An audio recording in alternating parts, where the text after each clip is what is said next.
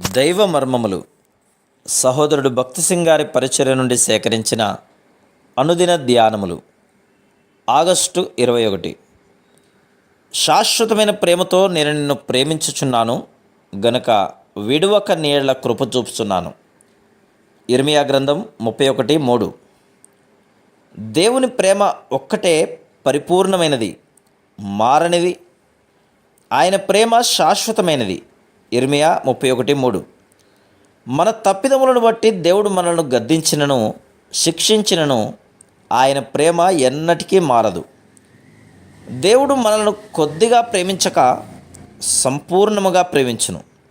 మన నిమిత్తమై ఆయన తన మహిమనంతటిని విడిచిపెట్టెను. మన నిమిత్తమై ఆయన తన రక్తమును చివరి బొట్టు వరకు కార్చెను. అట్టి ప్రేమ మనలను సమస్త భయముల నుండి విడిపించును. కొన్ని పర్యాయములు మనం వింతైన శ్రమల ద్వారా వెళదాం. అట్టి సమయంలో ఎంత ప్రేమగల తల్లి అయినను సహాయం చేయలేదు, పంచుకొనలేదు.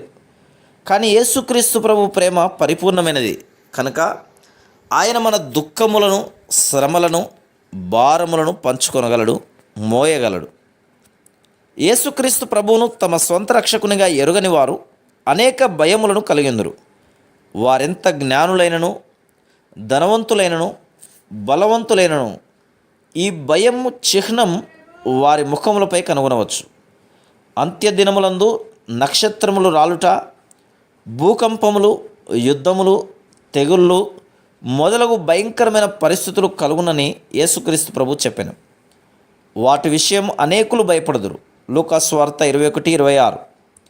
అటువంటి సమయంలో దేవుని ప్రజలైన వారికి ఎట్టి భయము ఉండదు. విశ్వాసులు వారు ఎదుర్కొనవలసిన పరీక్షలలో విజయవంతులగుదురు. Praise the lord.